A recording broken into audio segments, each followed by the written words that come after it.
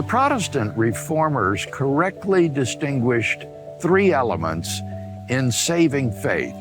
The first, in Latin, is called notitia, and that means that you understand the truths of the gospel, that God exists, that I am sinful and condemned before God, that Christ died for my sins and rose from the dead. Notitia means you understand these gospel truths.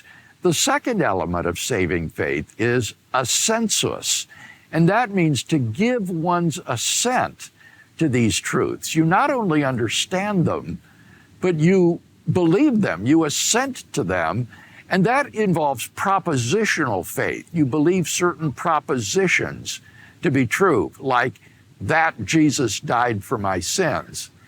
And then the third element of saving faith is called fiducia, and this is personal trust in Christ as one's Savior, not just believing certain facts, but placing one's trust in Him as an individual to be your Savior and Lord. And so those would be the three elements of saving faith.